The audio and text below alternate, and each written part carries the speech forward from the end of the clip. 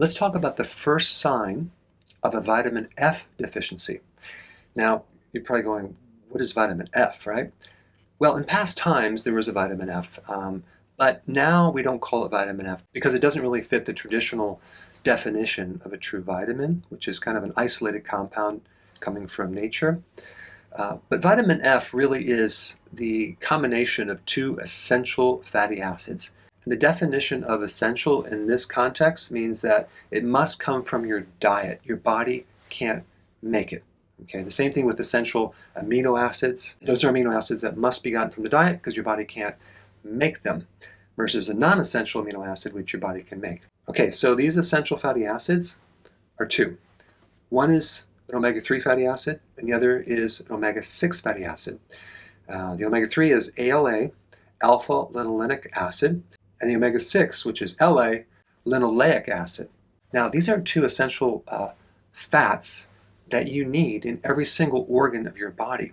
They help you absorb calcium. They're both very important components in cell structure, in cell flexibility, and in cell growth. Now, the big problem with these essential fatty acids is in the ratio that we consume them.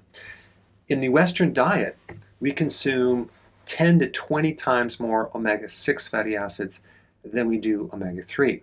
The ideal ratio would be like 2 to 1 or even 1 to 1, not 20 to 1, okay?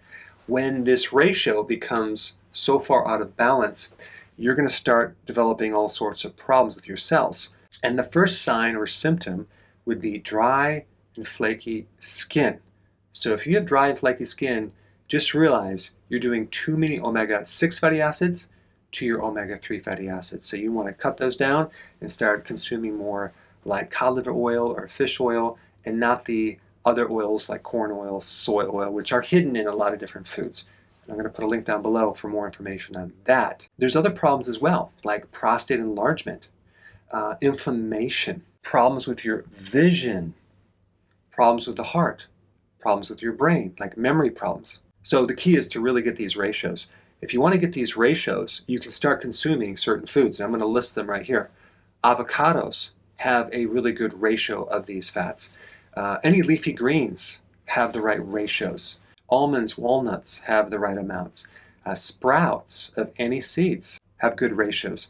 Chia seed, sunflower seed, olive oil, make sure it's the real thing. Fish, especially fatty fish, have the best ratios.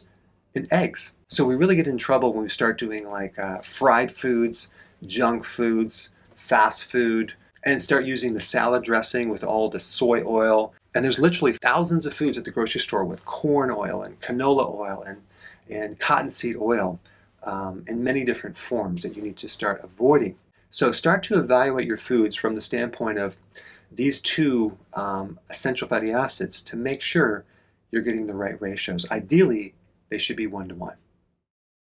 Hey, before you go, if you're benefiting from any of my content, I would love to hear about your success story. Please share it in the link down below.